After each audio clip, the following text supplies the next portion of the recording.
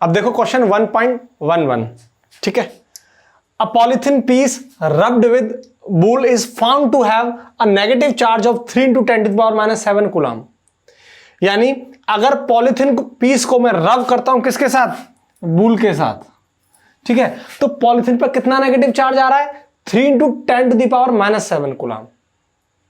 तो पहले हमसे बोल रहा है, फर्स्ट क्वेश्चन बोल रहा है इसके अंदर एक कि estimate the number of electron transferred from which to which, यानी कितने नंबर ऑफ इलेक्ट्रॉन ट्रांसफर्ड होंगे वो हमें बताना है।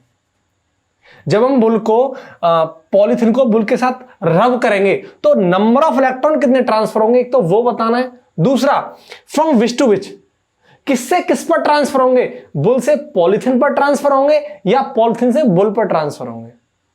और सेकंड बोल रहा है हमसे, is there transfer of mass from wool to polythene, क्या बुल से पॉलिथीन पर मास ट्रांसफर होगा, ठीक है। तो देखो फर्स्ट क्वेश्चन का answer, solution first.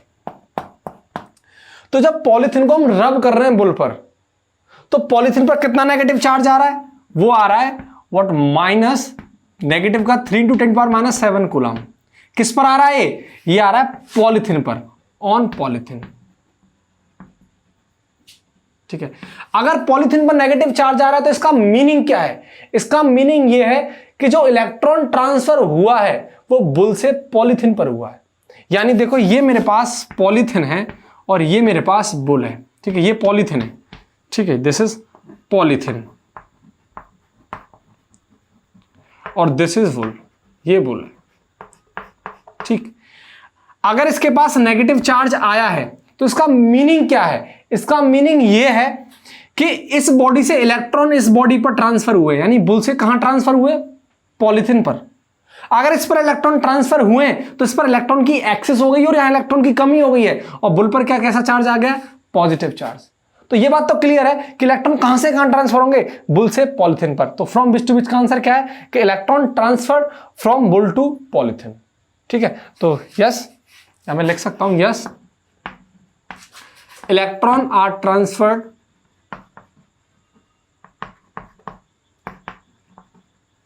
From wool to polythene. ये बात क्लियर है, लेकिन अब कितने नंबर ऑफ इलेक्ट्रॉन ट्रांसफर होंगे वो हमें कैलकुलेट करना है।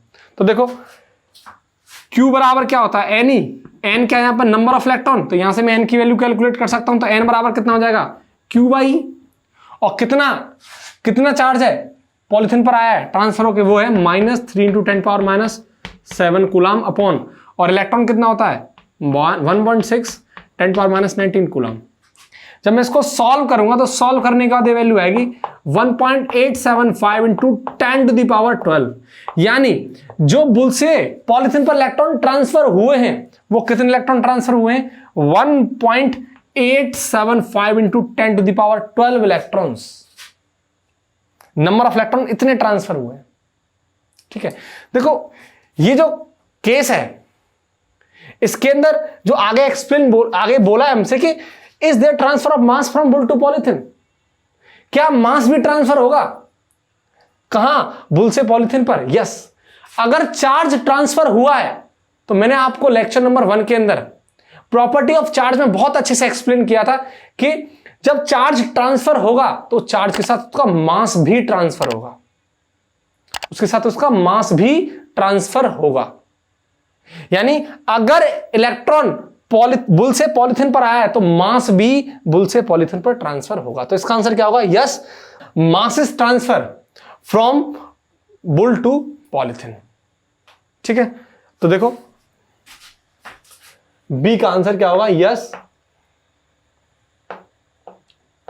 मास इज ट्रांसफर्ड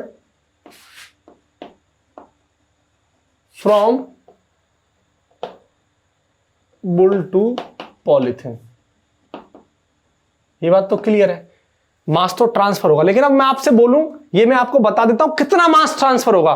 टोटल मास हमें कैलकुलेट करना हो तो कैसे करेंगे, तो देखो टोटल मास, क्या, total mass transferred from wool to polythene, तो देखो टोटल मास हमें कैलकुलेट करना है, तो m टोटल यानी टोटल मास बराबर कैसे कैलकुलेट करेंगे, mass of electron into number of electrons. देखो नंबर ऑफ इलेक्ट्रॉन्स, ठीक है, तो मास ऑफ इलेक्ट्रॉन कितना होता है 9.12 10 पावर माइनस 31 किलोग्राम, और नंबर ऑफ इलेक्ट्रॉन कितने ट्रांसफर हुए थे 1.875 into what 10 to the power 12। जब मैं इसको सॉल्व करूंगा तो टोटल मास निकल के आएगा एम टोटल बराबर 1.706 into 10 to the power minus 18 kilogram, यानी इतना मास ट्रांसफर होगा। ये जो नंबर ऑफ इलेक्ट्रॉन ट्रांसफर हुए ना 1.875 इंटू 10 पावर 12, इन पर टोटल मास कितना ट्रांसफर होगा, इतना 1.706 इंटू 10 पावर माइनस 18 किलोग्राम। ठीक है, अब आप इसको अच्छे से नोट करो, इसके बाद मैं आपको 1.12 क्वेश्चन कराता हूं।